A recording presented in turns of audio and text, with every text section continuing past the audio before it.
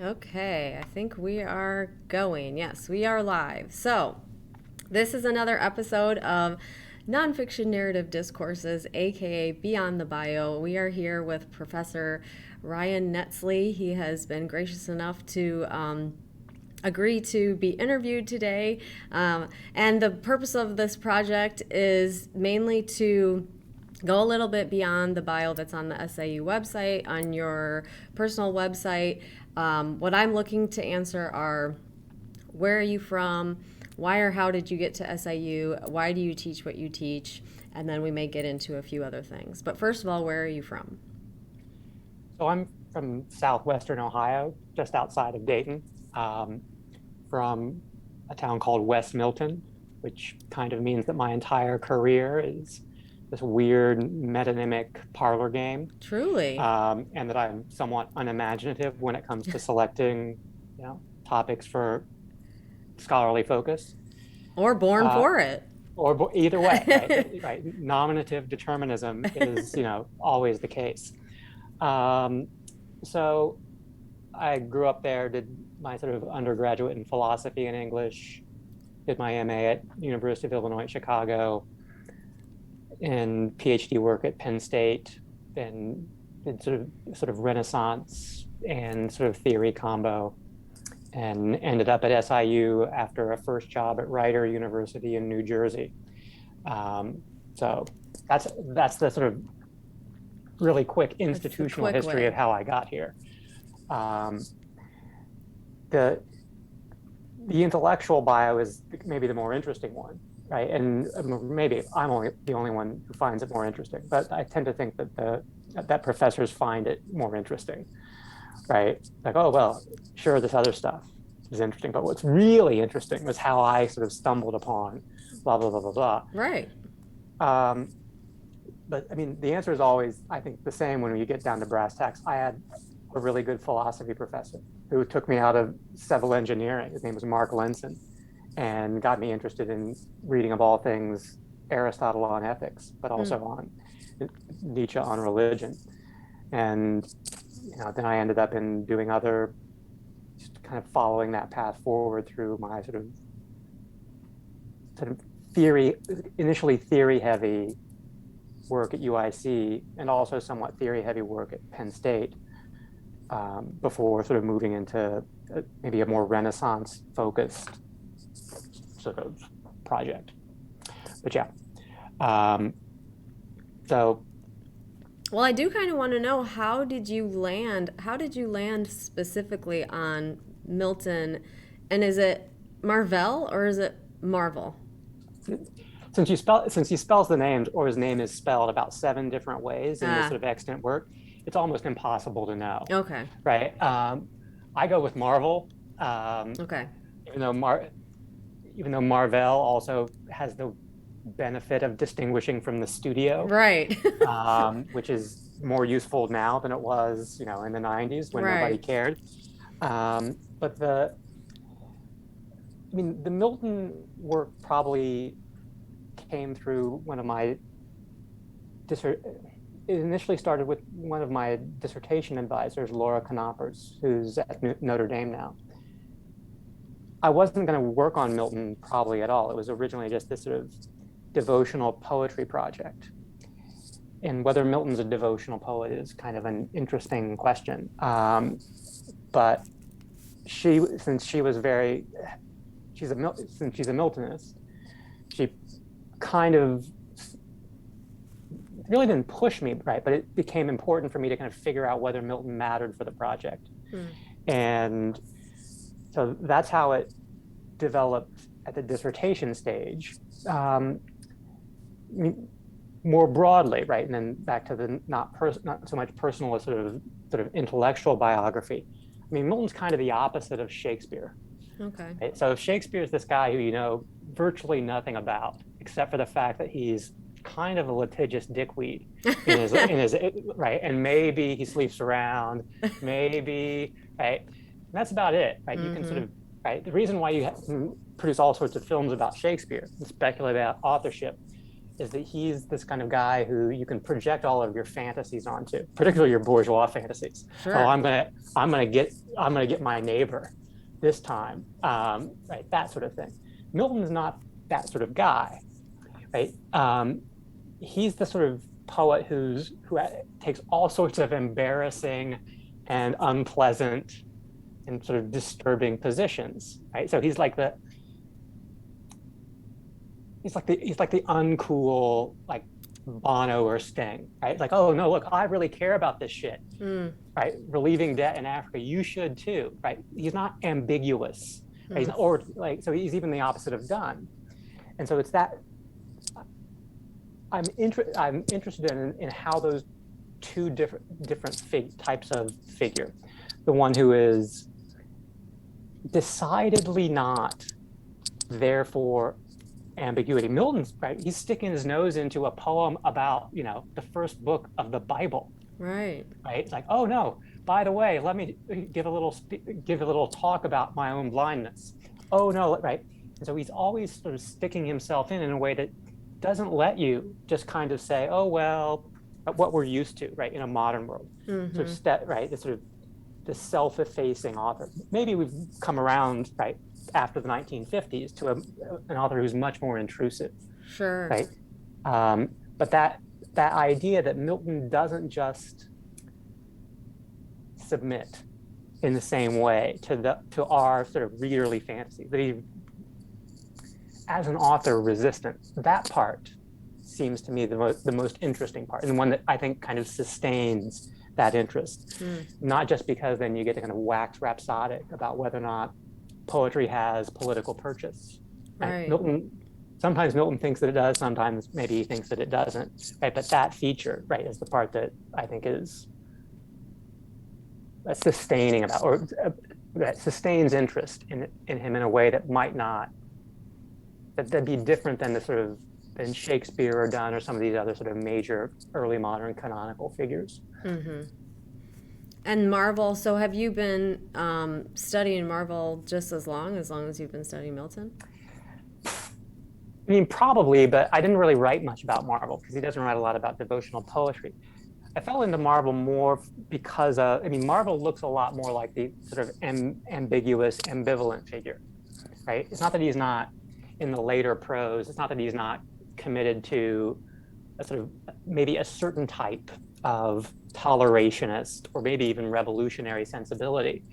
It's that he's elusive in a way that Milton maybe isn't, right? And that's always the adjective you get in talking about Marvel, that he doesn't talk a lot when he's a member of Parliament, doesn't give a lot of speeches.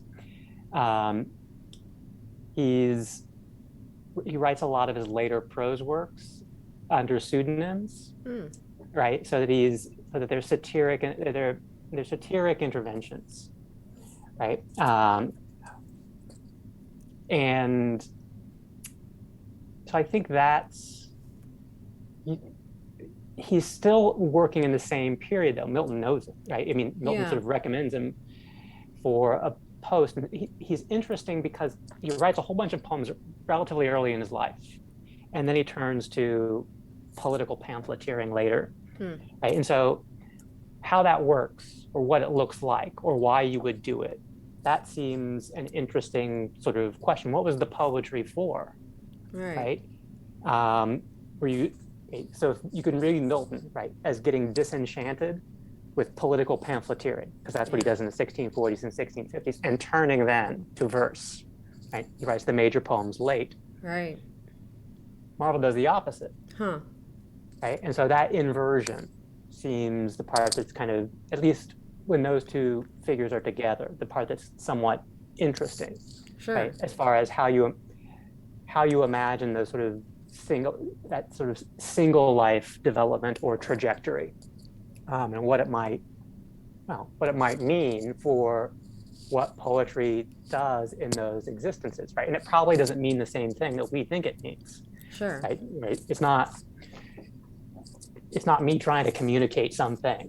It's not me trying to do expressivism. It's not me trying, right? And so its place, Marvel maybe thinks of it less self-consciously, than Milton does, but Milton thinks about it a lot, Hmm. right? About the role of being, the fact of being a poet, Mm-hmm. right? In his own, development, thought, etc., in his own life. And so that piece is, I guess, the part that's can be interesting, or I tend to find interesting when putting the two together. Sure. And so you, if I'm understanding this correctly, if I read my information correctly, you wrote a book and it was published in 2011, Reading Desire and the Eucharist. So it seems like you kind of address these questions in this book. Is that right? Well, the Milton Marvel stuff is more in the Apocalypse book, right? Okay, I was thinking more the purpose of poetry, just Yeah, what poetry can do, or yeah, what is it supposed to be doing? yeah. I mean, the Eucharist book is, you're right, is kind of it's an anti-purposiveness book, right? Which, I mean, and maybe you could kind of read the Apocalypse book as that too, right? But it is asking whether kind of something like social functionality, right, or doing, right, whether poetry is the type of thing that does things, Mm-hmm. right, or whether it's the type of thing that is things, right. And so that sounds like maybe a play on words, but I do think it's a somewhat important question whether this thing that we spend our time, well, not just writing but studying, Right. is something that's really, that it's a mechanism, right, for transmitting this idea, transmitting this emotion, transmitting this sentiment, whatever you want to call it, or whether it's not a mechanism at all. It's an object, right? Sort of an object, but the sort of hard, irreducible sort of being, core, whatever you want to call it. And whenever we think of it as a sort of transmission device, as a vehicle, Mm-hmm. we're thinking of it incorrectly, right? In other words, you don't make a poem to do something else. You make a poem to make a poem, right? Will be the sort of, and so that problem of whether there are things that sort of resist utility, Mm-hmm. that's in some ways, that's the problem of what Eucharistic presence is, right? In other words, is this just God in this thing? Right. Or is it kind of a reminder of God in this thing, something that means God in this thing metaphorically or symbolically or historically or according to tradition? Is it just a way of speaking? So, I mean, those might sound like, I understand, right, these kind of airier sort of ontology or metaphysical questions, Mm-hmm. but they're also the ones that early moderns were really obsessed with, right, and also fought wars over, right, over the status of, what four words in Latin and or sort of Greek meant in, like, talking about how you commemorate Christ's death. Right. So those, and we can always say, of course, well, what was really the case were these broader social or economic or class movements, Mm-hmm. right? But some of the principal actors, including including Herbert Dunn, Crashaw, Milton, right? They thought that this is the central issue. They might have, been deceived or deluded or been missing the point, right? But that was, so that book is kind of about this idea that is a poem just this vehicle, or if it's is it not, right? There are other sort of axes to grind in there, not the least of which is a sort of critique of Lacanian notions or psychoanalytic notions of desire when they're applied to early modern verse. But yeah, that's the idea. And one of the other questions that come up, let's see, I think this is in your SIU bio. How do we desire a God that we do not lack? That's an interesting question. That's a very interesting question. Are you trying to address that question in each of your books? Is this something that you're addressing throughout your career? Probably not throughout. But it's very much the devotional poetry book, right? So that's where the psychoanalytic model, and for that matter, this Hegel model of desire breaks down. And we all know that version, right? I desire only that which I don't have, right? of course, we all know this. It makes perfect sense, right? You can only desire, right? Desire only works because you can't get the thing that you want, not because it's always fleeing away, but because if the person has to be able to freely give their desire. What you want is to be wanted, right? And if you control and fully possess that other person's want, then it's not desire anymore because they can't, right? Blah blah blah, right? Right. We all know that. We all know that model. Now that makes sense as an engine for, maybe it makes sense as an engine for human interaction, but a devotional desire, the desire for the divine, right? God's not missing, right? That's the whole point of a Eucharistic ceremony. He's right there, right? In some form. And so the lack model, the idea that there's this constitutive driving force that makes everything happen, right? Because that's the idea, right? That if there's not something missing, right? If we're content, we just sit on our asses and wait, right, and do nothing. It's also, by the way, a convenient theory of management, right? Or, right. Right. The notion that if left to our own devices, we'll just be, not doing our jobs or not doing stuff. Right. Middle managers. Somebody's got to be in charge. Exactly. Somebody's got to be in charge, and they have to be threatening you with something. Right. Right. Taking something away from you.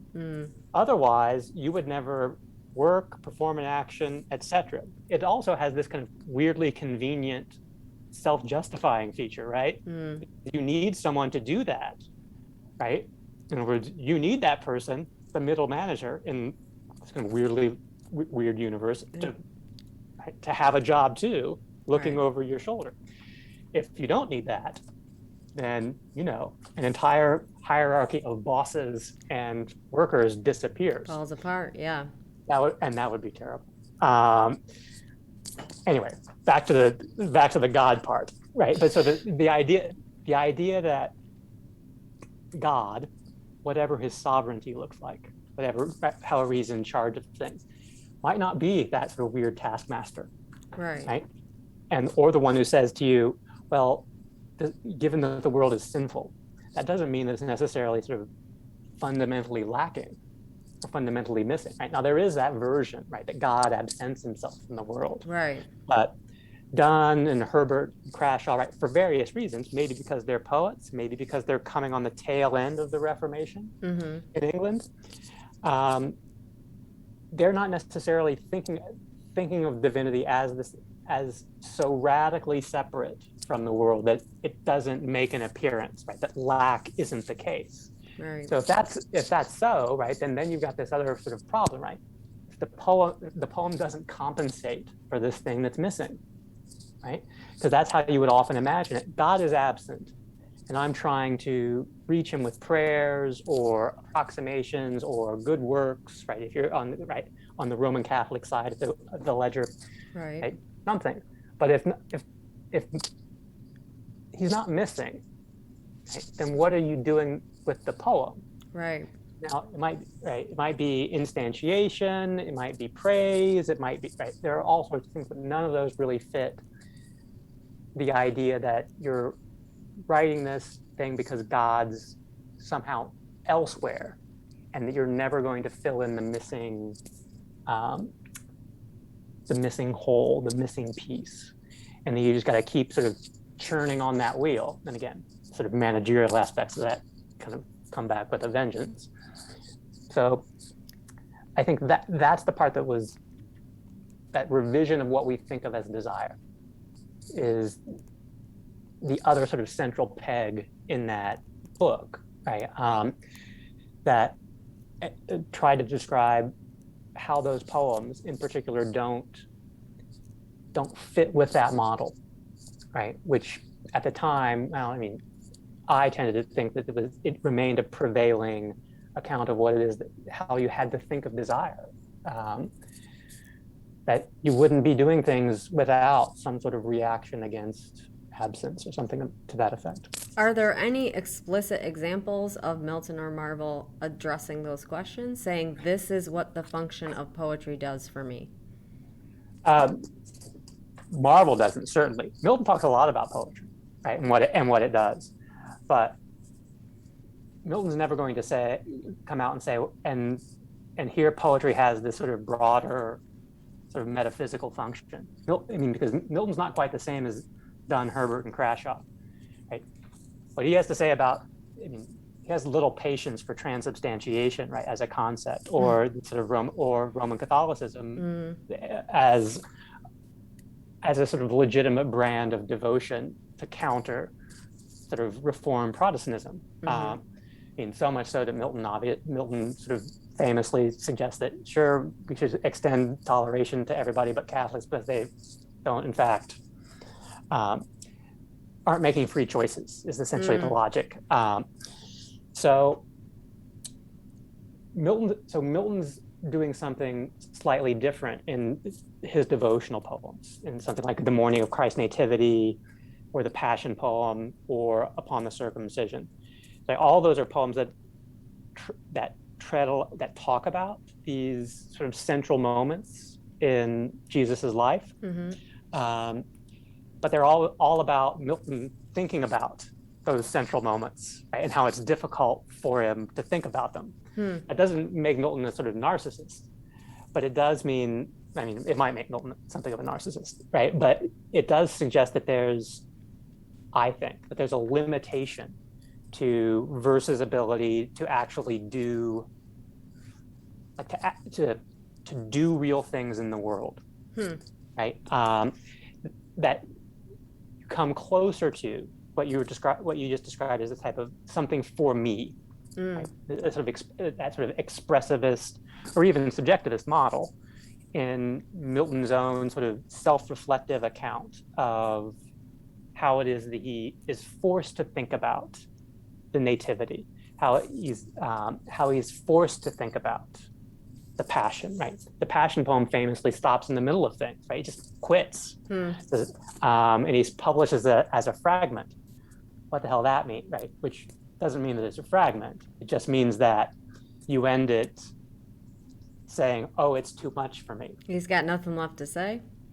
Right, which is curious for somebody who then writes Paradise Regained, which could have been about, Jesus on the cross, but is instead about the temptation in the wilderness. So the idea there, right, is obviously that Milton thinks that religion, in particular Christianity, the central Christian drama, isn't where Christianity is really at. If you think that the atonement is true, right, is real, right, you have a specific set of sort of central features. Good Friday and the resurrection as the centerpiece of that drama.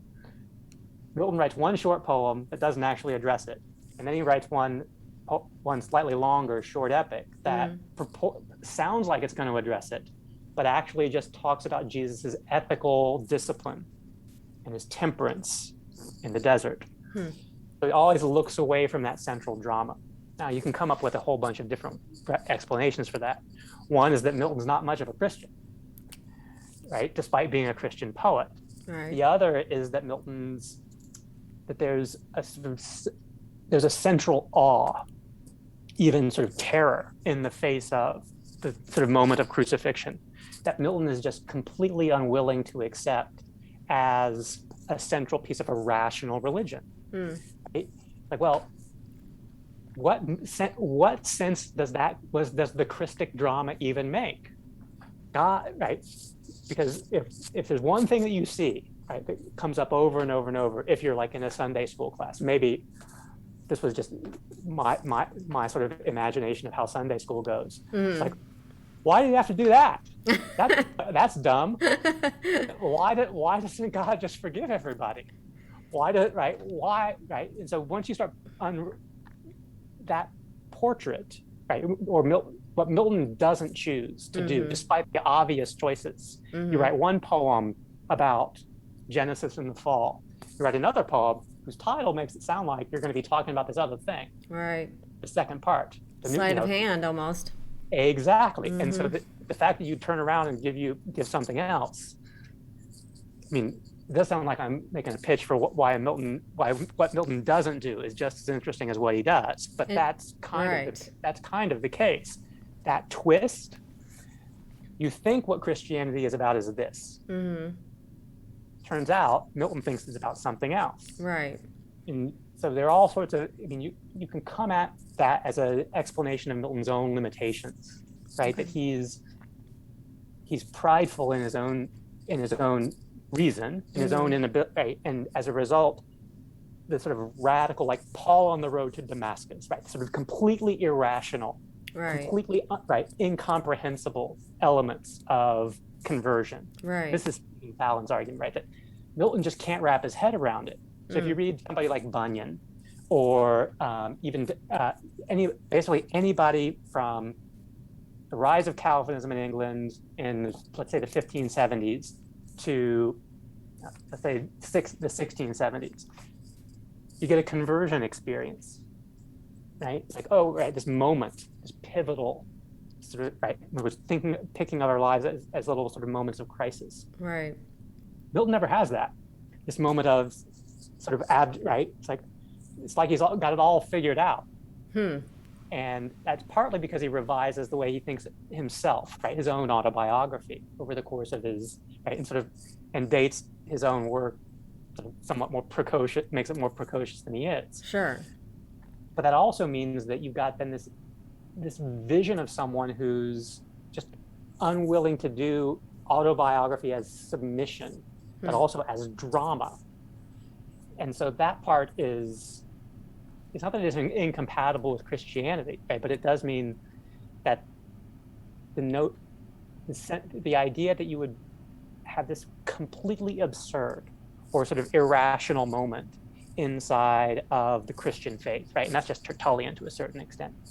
Milton sort of balks at that, right? And the Jesus that comes out of something like Paradise Regained it sounds like I'm pitching Paradise Regained as a better poem than Paradise Lost, which I half kind of am.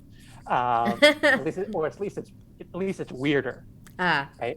Because you think it'd be that, right? But Milton gives you a very human and, well, in some ways very human, very, very sort of imitatio Christi, Jesus. Which is, but I think that, I mean, if it were up to me, just hearing that, I mean, that's partly the purpose of the story, is that Jesus was human. That's part of the pitch of the Jesus story. We do have a viewer, and they typed in a question, just being curious about the medium of poetry being used to explore devotion. What was the larger context of poetry as a medium at the time? I mean, that is kind of a good question. Was Milton doing something different with poetry during his time that hadn't been done yet? Was he just doing something different than other authors, other poets had already done? Not necessarily, right? But so when you see Milton talking about his own epic, right, in the epic, right, because that's where you're going to find it, right? But Milton has this tendency to try to tie off genres, right? And so Milton's emulating with Paradise Lost to a certain extent Spenser, right? That's his immediate English model, right? But all those sort of all the allegorical significances that show up in Spenser, right? This whole sort of national story that's sort of embedded within it. Right? England doesn't show up in Paradise Lost. I mean, who cares, right? England is sort of backwater. England, what's in England? exactly, right? It doesn't even exist. So that idea is, so you have Milton treating, this is where that Harold Bloom business makes a certain amount of sense. You can see Milton straining to overdo or out-top existing verse, particularly epics. Right? And so it's a continuation of that sort of Homeric and sort of Virgilian tendency, just as Spenser is a sort of Englishization or reanimation of that tendency, of the Virgilian model in particular. And Milton follows that Virgilian model. Right? And this is kind of just Patrick Cheney's argument. You start off with pastoral, okay, move forward, and then sort of the sort of moment. Epic is the sort of capstone. Right. But Milton's kind of writing the epic to end all epics, right? And whether he's doing that just out of individual pride, right, in other words, competition with other poets, or whether he's doing it because he's got this sort of self-conscious conviction that he's trying to kind of move poetry in a different direction. That's, I think, that latter version, that's closer to the way somebody like Eliot reads him in the early 20th century, as this kind of great sort of obstacle to really thinking about what verse could have been up to this point. What is the function? I mean, how are people consuming poetry at this time? So the problem is you're consuming it multiple different ways. Print miscellanies still exist, right? These collections, right? The most famous is Toddles, right? Which is where you get Surrey and Wyatt and sort of those original sort of sonnet imitators, right? But the first English sonnet. But you're beginning to have, and Milton's one of the early versions of this, these sort of single author printed collections, right? And the kind of central name for that is Humphrey Moseley, right? And so the same guy who published it, and just to show you that religion doesn't matter as much, Moseley's the same guy who prints Richard Crashaw's verse as does Milton, right? As he does Milton's, right? And so, well, money is money. Doesn't matter what side of the fence you're on. Exactly, right? And so that idea that what you're doing now is having this single author who's sometimes got a portrait up front, right? That's Moseley's. It's not only, he might be the first person to actually put a single author portrait in the front of a sort of a poetic collection. I'm not sure about that. Well, I'm saying it on TV. I mean, if it's wrong, it's okay. Okay. It's not in print. Exactly. But on top of that, what you have is quite a few poems that circulate in this sort of manuscript coterie. That's how most of Donne's poems circulate. Some of Shakespeare's sonnets circulate in that form. Most of Wyatt's work circulates that way, right? And so you have this kind of odd readership problem. On the one hand, there's this sort of quiet, small, private coterie where you can know the person who knows the person who wrote the poem, and kind of through gossip or innuendo or court sort of factioning know what's going on. But then there's also this reading public. Now, that's not a mass market reading public yet, but you do have this sort of a distinctly different flavor, right? When you're overhearing gossip in like this manuscript coterie, that's one thing. When you're overhearing gossip that you could never actually verify, know what it's about, right? It's a different type of voyeurism, or it's a different type of overhearing, right? At a different remove. And so the problem of what the poem would be, particularly something like a sonnet sequence, right? And I'm thinking about this now, which is why I'm sort of blabbing about it. So, Petrarch is, 200 years before this time. And then all these Englishmen and a few English women come along and write Petrarchan sequences. Now there are all sorts of sort of after the fact explanations for this sort of weird vogue. English nationalism, the sort of rise of the sort of bourgeois subjectivity, the sort of middling sort or the sort of bureaucratic sort, sort of turning a self-reflexive eye on itself, trying to sort of navigate patronage relationships under sort of this weird guise where you're actually talking to a patron as opposed to a mistress, who's right, parables about absolutism, right?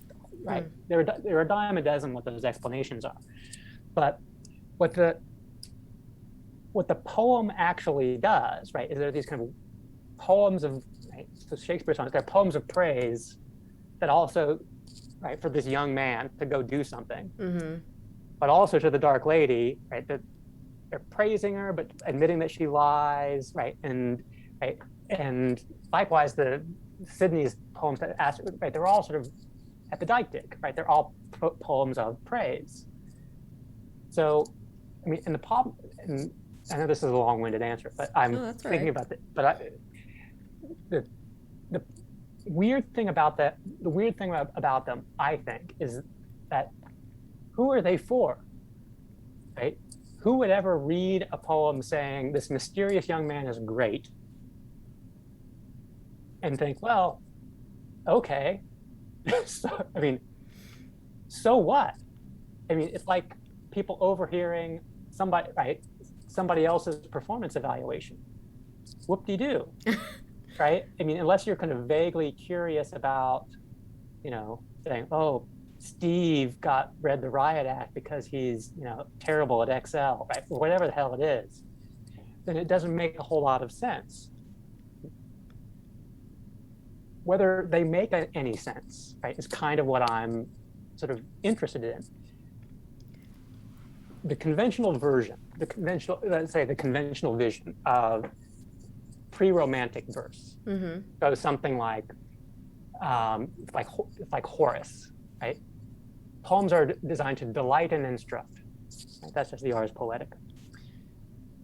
But these poems, let's say the poems, right, Shakespeare's poems, Shakespeare's sonnets, who do they delight and who do they instruct? Right? And that the idea that they're at this cusp of the decline of praise, of what verse really does is not so much communicate something as commemorate something in a sort of public forum. That decline, I think, is interesting, right? Because it turns into whatever we've got poetry doing now. But I also kind of wonder, right at this cusp, right, where poems circulate as print phenomenon, as these sort of things on the page in print, as not quite mass market yet, but still reproducible. And they circulate as these things that you copy down and keep for later and cherish as if they were not quite fetish objects, but things that you might go back and reread, but you also might pillage and forget who wrote and misattribute in your commonplace book, right? So Jonathan Cullers thinks that there's only one thing a poem ever wants. Who cares what a poet wants? The only thing a poem ever wants is to be recited or remembered, resaid. It doesn't mean, it's not trying to communicate that payload, right, that Horace seems to think is going to show up, right? It's like, oh, well, now you've been instructed and delighted at the same time. Well, I think poems are a little bit more, I guess, to end this long-winded answer, I think poems are a little bit more self-aware, particularly these poems like Shakespeare's sonnets, like Mary Roth's sonnets for that matter. They're more self-aware of their status as things that don't just communicate, right? Because and this is maybe my own little intellectual commitment. What's interesting about poems, I think, is if you want to, yell at somebody to get off your lawn or order a sandwich or do all the other things that language does, you don't need a poem. Right. If you want to delight and instruct someone, you also don't need a poem necessarily. Right. So all those sort of utilitarian or functionalist explanations kind of, I think, miss the part that's most interesting in the point. Poems pervert language, right?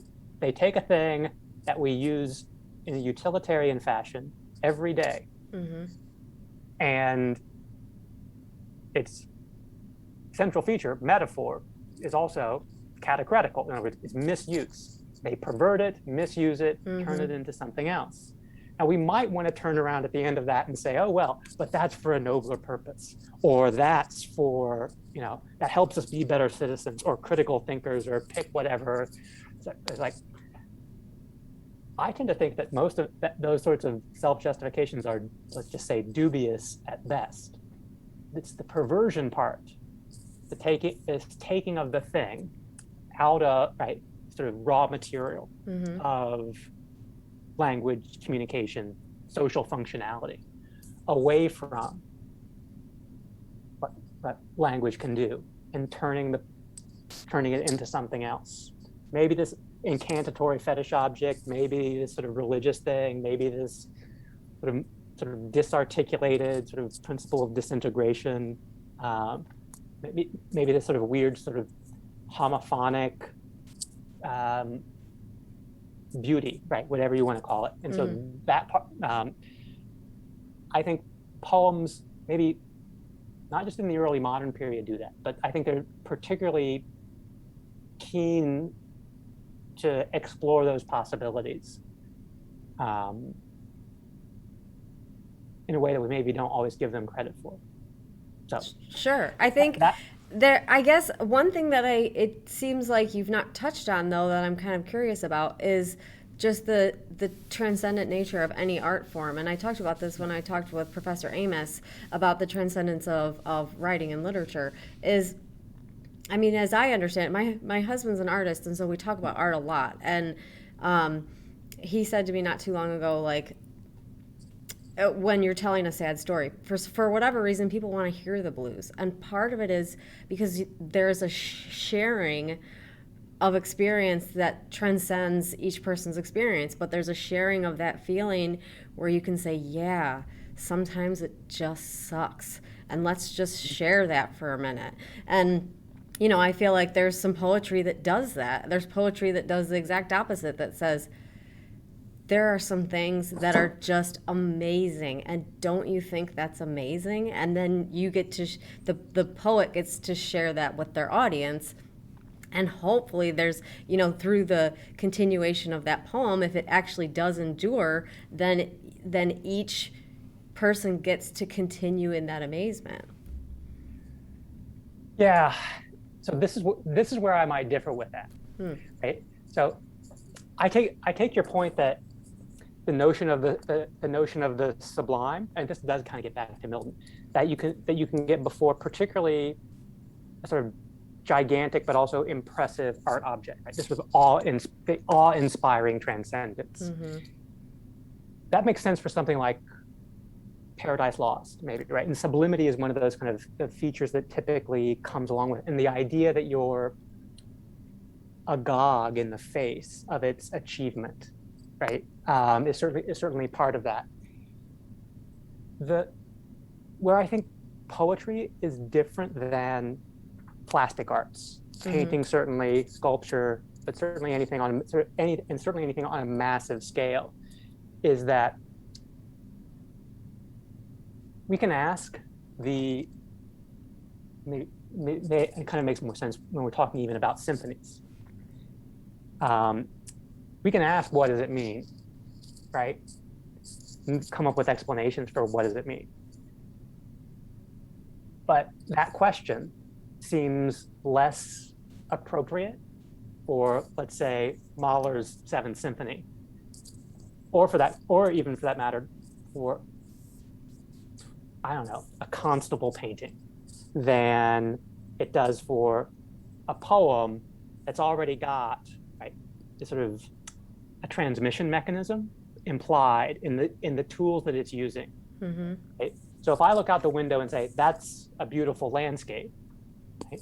and a painting represents back to me that landscape, to ask then, well, what does it mean, is a different type of question than if I use certain words, put them together in a sort of poetic mishmash, and then sort of bring them back. Now, I take your point that there is quite a lot of modern verse that's interested in that sharing of experience, right?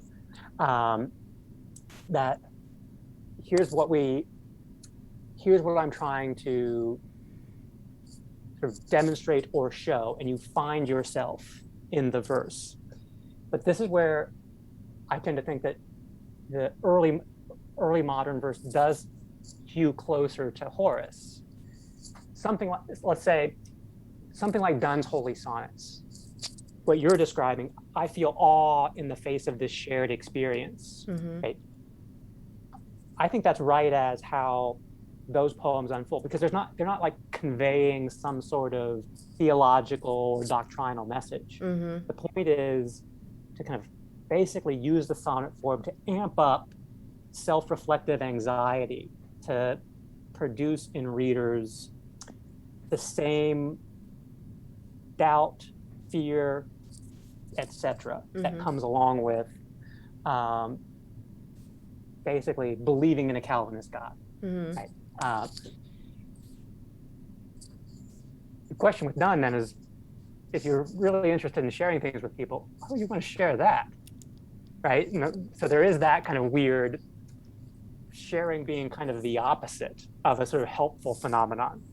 Well, but sharing in doubt is just as much. I don't know. I kind of feel like that's just as important, and I think part of belief is doubt. So sharing in doubt is sharing in an experience that a lot of believers should be having. Truly, I mean, that's part of it. Right, and Milton would say that just makes you a sinner. Well, of course. But you're right. But you're absolutely right. Right. So, but even that paradigm you've just set up, doubt as a centerpiece of faith. Dunn probably thinks that. Right. And in fact, the central anxiety throughout the religious verse, is certainly there. Right. And that's also why he fits most kind of cleanly with the idea that there's this sort of irremediable, like even constitutive absence in the heart of any believer, right? And it's that type of doubt. Sure. Herbert, right? He's not that anxious, right? He's got a pretty good beat on things, right? But for different reasons than Milton, right? And so whether there's a verse that always wants to share, right?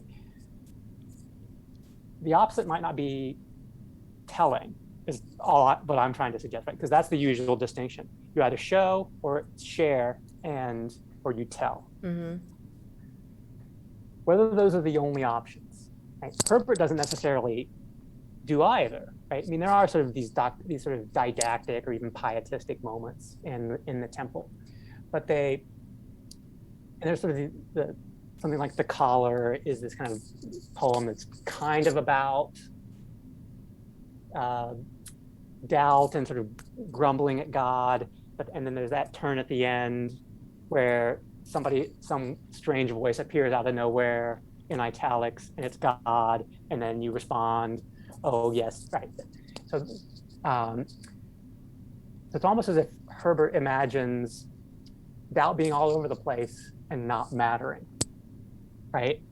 So it's not quite like what Milton does, right? So where he wants to make everything reasonable or rational. It's almost, and he's not saying that doubt doesn't exist. He's saying, of course it exists. It's got nothing to do with this other thing, right? It just, right? And so, I mean, the reason I'm kind of harping on that is like, is that an experience that you can sort of share or sort of grapple with, or is it just saying that experience itself is just kind of so opaque, right? That you can't really get anywhere with it. And by that I mean something like this, and this is from Orrin Eisenberg. It's kind of a short little essay about Emily Dickinson's poems that I think is really kind of fascinating. It's called Poems Out of Our Heads. What Orrin wants to say is that we think that the way metaphors work, right, is that they're going to come to us and they're going to take the transcendent and put it in these sort of more quotidian, sort of accessible containers, right, the senses that we have. And then, because these are more familiar, we're going to get a handle on it and then be able to kind of wrap our heads around somebody else's consciousness or experience or something like that. Orrin reads Dickinson, and I think this is true for somebody, not so much for Donne, but for somebody like Herbert, and maybe even for Milton. Orrin wants to say that what's stranger and more difficult to think about isn't metaphor, right? This is equal to that, this is compared to that, right? We do that all the time, right? We do that in the public forum. We do it in markets all the time. The thing that's hard is to even begin to describe this chair, what's going on outside, right? These kind of rudimentary sensory experiences, like, I mean, we see the approximations all the time, like in wine tasting, right? Or this sort of default setting, back to the Milton again, talking about how you feel when you're supposed to be talking about this event, Jesus's crucifixion, or what a flower looks like, or tastes like, or smells like, and so it's those sorts of the impossibility of describing or depicting actual experience without concept, right? In other words, what you're supposed to get from the experience, right? Coming along that seems maybe not the impediment, right? But it's the part that I think some of this verse is sort of obsessed with, right? And it's also the part that moves me outside of early modern studies, right? To become this sort of broader issue of, do we have what's available or accessible backwards? The concepts, in other words, the takeaways that we're getting from experiences, right? Right? What modern readers, people in 2021, we know the list: civic responsibility, empathy, community, camaraderie, right? All these things. Can you actually see a sort of raw experience without knowing what you're supposed to find there? As opposed to, I mean, and I don't have a neat answer to that question. Right. But that idea, right, of how much experience begins with the right, just like a diary, with the presupposition that you're going to tell someone else about it. That's not just news. That's not new as a result of Facebook or Instagram. Right. That's all experience. Right. And so, insofar as a poem, right, because it is obsessed with these sort of maybe the minuscule sort of features of affective or even sensory experience, insofar as it tries to render and not just depict that experience, that's the other piece that's kind of that's interesting to me, right? Particularly insofar as it throws a wrench, right, into these sort of moments where, and again, you're right, there are a lot of them, where you can see someone trying to, through, right, this is just Sydney, energeia or energeia, right, trying to kind of create this sort of vivid impression that you're supposed to feel, right, alongside of the person who's reading it. I'm interested in the poems that don't want you to do that, that come along and say, hey, right, that poke the reader in the eye and say, hey, I know what you want, right? And some of those are epigrams, right? Right, in that sort of martial tradition, right? And right, Herbert has a whole collection that nobody ever reads called Outlandish Proverbs, right? There's loads of them. Donne has a whole bunch of paradoxes. Milton doesn't write those. Of course he wouldn't, right? But those sorts of witty quips, right? We can throw them away, right? But there are also those that say, they're kind of a stone in the shoe that are interesting as things that might not be storytelling, right? Is the other way to imagine it. That they're not coming to us and saying, here I'm coming to tell you, right, in that communal moment, because that's what you're right. That's what storytelling is. Right, here we are. I'm going to kind of tell you the story. I'm going to tell you what happened to me. Right, that's how we interact at a social level. Right. A poem might take that, run off into the back corner, giggle maniacally, and mock it. Would be the other way to imagine it, and not just in those kind of not just in like weird Celia poems from Swift, where you get to the end. Oh, it turns out, Celia shit. Right. Right. Yeah. So, okay, I don't want to take up too much more of your time, but I do want to touch on a couple other things, just because this is part of an English program. So when you are yourself doing academic writing, what are some of your best practices as far as writing goes? Like, what are some of your methods? Are you self-editing? Are you committing to a certain amount of time per day? When you have a certain project that you need to get done, how are you chipping away at that? I mean, anger. Right? So the short. The short. That seems glib, right? But it is kind of. Nobody writes 85,000 words because. But someone. You never write 85,000 words because you think everybody's right. Yeah. right?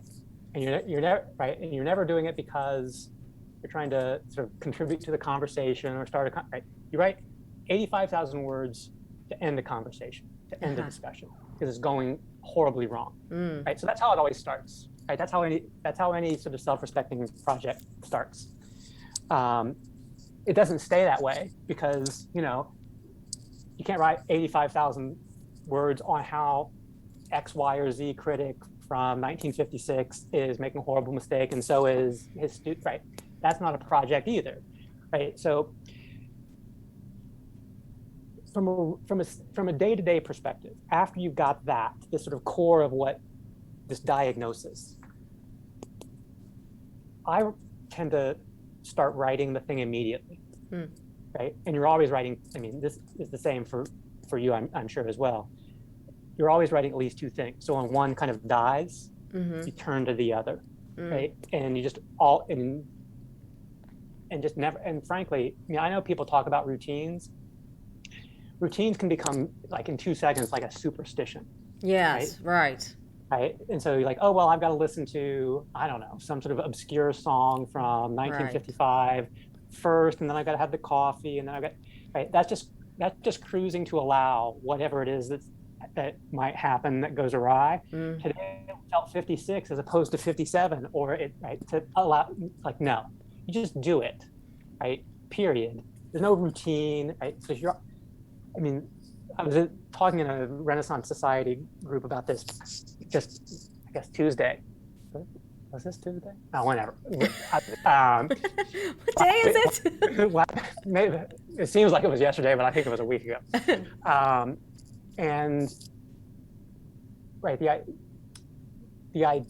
the idea is that if you just produce the right contours of the thing, you're always going to have the same result. I mean, that's just misguided, right? Because the project, the thing you're writing, changes over time, right? It's not widget making. Yeah. So just making it so that you do this in different circumstances, come hell or high water. I mean, this RSA group called it a Jedi mind trick. Just trick yourself into thinking that you're only going to edit the footnotes, right? And it's only going to take 20 minutes, and then maybe, right? And so that's usually for people who work at night. I don't, but yeah, just do it, right? I think this. I don't know as much about people doing creative work, but the danger for, I think, a research project for PhD or MA students, or for that matter, for faculty, is always thinking, well, I've got to collect my research first. No, you don't. You're gonna write a book essentially 3 times, right? To kind of actually write it, right? You're gonna write what you think was right. You're going to realize that's wrong, fix it, and then realize that too was wrong, and then fix it again, and then it'll be due, right? And that's just going to be the way it is. I've always kind of wondered about that because, I mean, how can you ensure that you've been exhaustive in your research? I mean, it just seems like there's there's always going to be something else out there that you just weren't aware of, and I would imagine it's going to pop up as soon as you hit publish. Yeah, I mean, and you can't, and that idea, right? The idea that there is such a thing as an exhaustive search. I mean, it's a fiction, right? I mean, and not just because there's a whole bunch of new stuff published every year that you're never going to be able to read. Even if you just read book reviews in every sort of major journal, you'll still miss things. Sure. Right? But that's both liberating and constraining, right? It does mean that this whole idea that, well, nobody's ever talked about X is no longer a thing you can say. Right. It also means that maybe we should rethink the idea that revolutionary novelty is how we think about scholarship. Right. That doesn't mean that it's simply all sort of incremental, sort of archival busy work, but it does mean that the research gap model that we all teach our students. Well, nobody's considered X. Right. There might be. How do you even find that? Exactly. And moreover, there might be a really good reason why nobody considers this. Right. It might be a dumb idea. Right. And so the problem of getting everything you're right, it's a fool's errand So instead, right, to actually write the thing, you've got, I mean, you do the thing that is right in the first, it's in the first word, write the thing, right? And so that means that you might start off writing a thing that you end up writing the exact opposite of down the road, right? That's just good revision practice. Right. If you find out that you're wrong, you then change everything where you're wrong. Yeah. You don't sort of hope that nothing shows up to suggest that you're wrong. Right. That's not research. That's journalism. Right. So it's like a deadline appeared and I had to publish something. Right. So, and that idea is, I mean, so that it is, sure, it's nerve-wracking, but and a lot of the work will, that's the David Rakoff line, right? You get up every morning and write something that's crap, and then one day it's not. Right? That's it. That's it. Right? Well, that's kind of reassuring. And you can't. I mean, but the idea that there's necessarily a process to all book projects or article projects, or for that matter, creative projects. Right. It means that you're thinking of the project as if it were the very kind of thing that it's not. A formula, and right, Exactly. And you have Exactly. And I have that myself. It's not a formula. It's just you just got to work through it. Right, because formulaic books exist, right? And you can write those. Right. I mean, I read that McGurk book on sort of Amazon genres. Apparently, direct to Kindle adult diaper porn, big.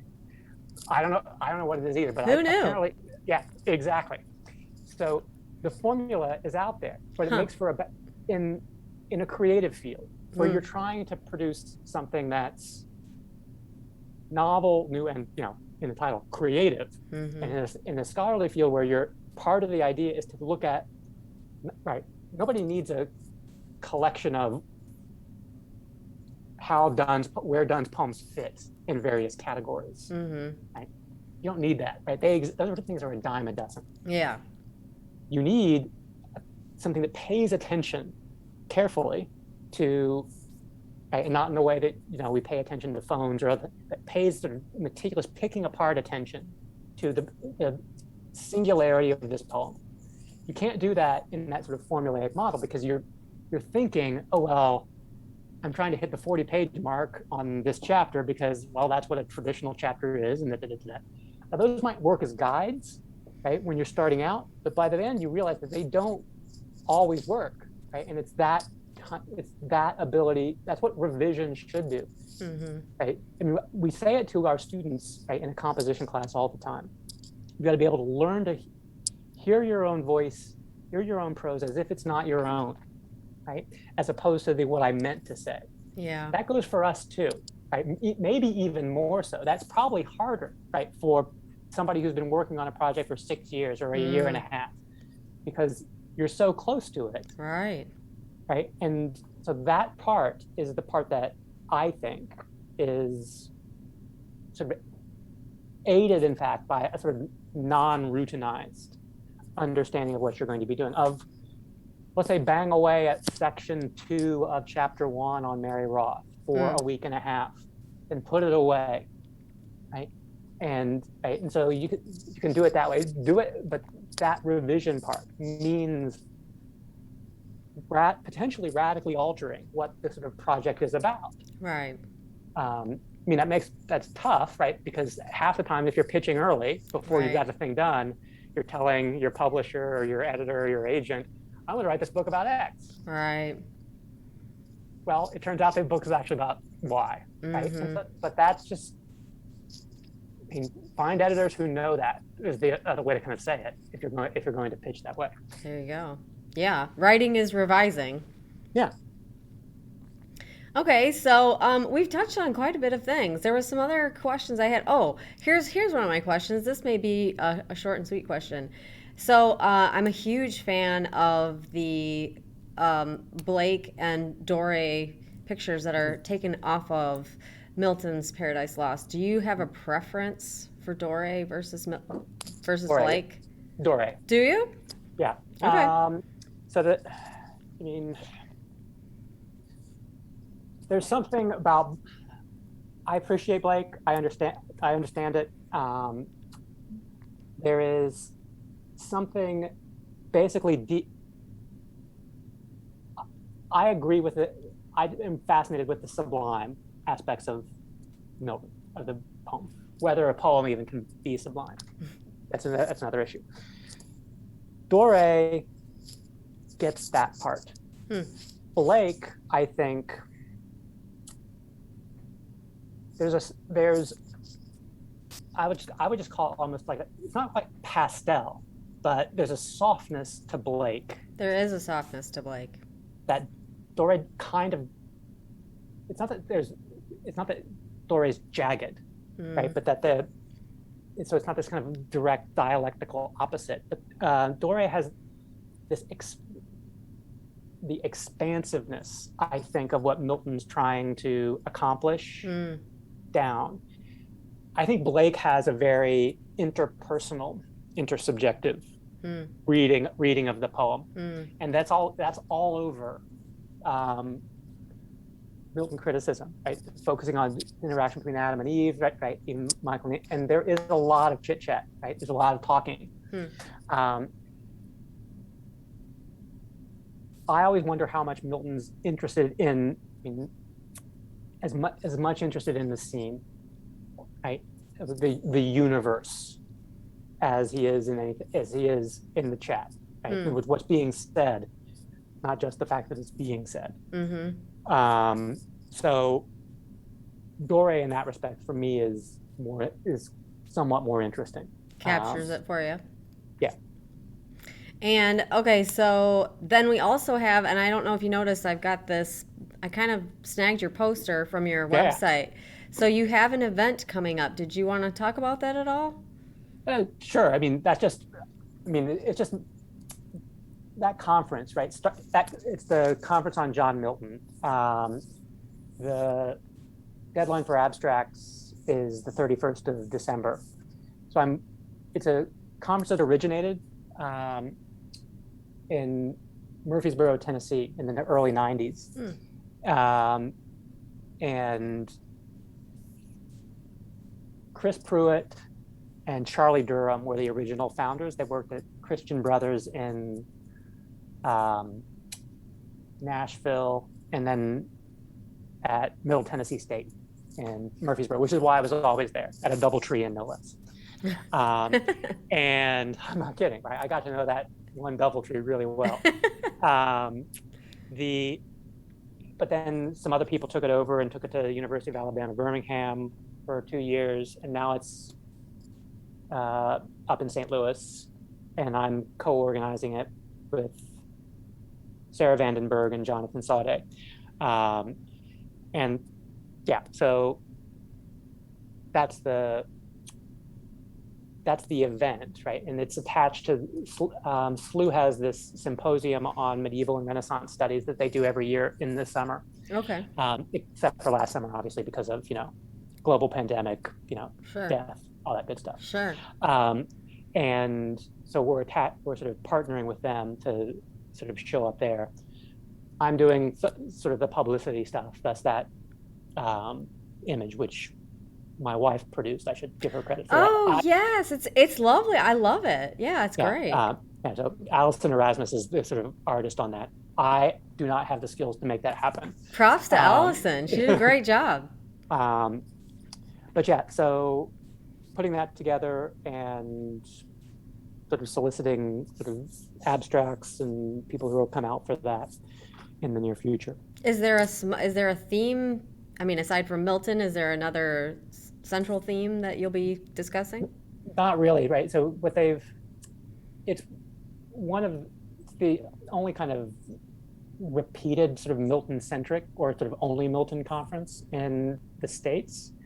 Even there's a Northeast Milton seminar. There are a bunch of Milton seminars at the Newberry, but not so much a conference. So we're trying to kind of cast a pretty wide net, and usually have somewhere between 70 and 90 sort of panelists, and covering actually quite a lot of different aspects of Milton studies. The last conference, for example, looked a lot at Milton and Lucy Hutchinson, and the sort of overlap between them as sort of thinkers of a sort of classical but also English republicanism, but also as writers of epics, because Hutchinson writes Order and Disorder, which is a very different type of take on, writing a biblical epic that hews much more closely to Scripture. But we always try to kind of cast a pretty wide net for the types of things we're soliciting, just because, well, Milton Studies is much bigger than just my little hobby horses about devotional verse and whether Milton ends genres or has a conversion experience. Okay, so that's something for people to look forward to if they are also interested in Milton. And what will you be teaching in the spring? Milton. Aha! Perfect. So anyone who's out there, if you're interested in Milton, it's like yeah, it all comes full circle. That's right. I've got one thing to say over and over and over: Milton, Milton, Milton. Right. It sounds borderline obsessive, but yeah. So the Milton seminar will be in the spring. Wonderful. Okay, is it full yet? I don't think so, but I'm bad at checking the numbers, if for no other reason than, the people who come will be the people I teach. The people who don't come will be the people I don't. They miss out. That's right. They miss out and they're losers.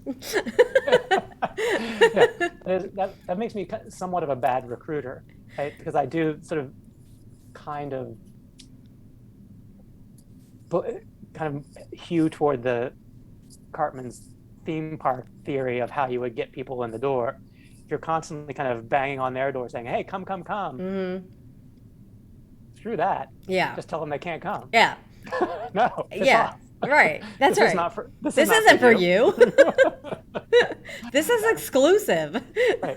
Well, it also fits with Milton, right? From the Ludlow Mass, right? A great line from the lady, right? When she's being tempted by the sort of the Circe figure. It's like, thou art not fit to hear thyself convinced, right? Which I love to use in meetings, because it's not even that you're not fit to be convinced. It's you're not even fit to overhear yourself being convinced. Right. By this completely sort of glorious passive construction. That's right. And then the immediate response to that should be, "Oh yeah? Oh yeah? I'll show you. I can be convinced." I'm convinced right now. Right, exactly. You've done your job. It is somewhat extortive. Yeah. All right. Well, we have lots to look forward to. So if anybody out there is interested in Milton, definitely hit up Professor Netzley. Are you willing to get emails if people have questions about your upcoming classes? Sure. Everybody knows where to find me. It's not. Okay. It's available on various websites in various forms. And he won't be knocking on any doors. So if you're interested, you got to go to him. Exactly. It's all. That's what the hip, cool, 12-year-olds and me are doing these days. As I will not be knocking on any doors. I will just be sort of sullenly, patiently waiting. The fact that patience looks quite a lot like sullenness sometimes. Convenient. Yes. Well, I want to thank you for your time. I want to thank you for the work you're doing for SIU. Hopefully other people are saying thanks as well, but I definitely thank you. Thank you for being a part of this, and even allowing me to do it, because you are my advisor. So yes, thank you very much. Thanks for indulging this project. No problem. All this gratitude is making me itchy, but Okay, so I will sign off for a second. If you want to hang out, just give me one moment. I will turn off the live stream, and then I'll give you just 1 second. We'll say have a good evening. So hang on one moment, and goodbye to all the viewers. Thank you very much for watching. We did have a viewer say it's been an incredibly enlightening discussion, and thanks for facilitating these conversations. So yes, this was a nice chat. So hang on one moment, and we will put you on hold. Bye, everybody.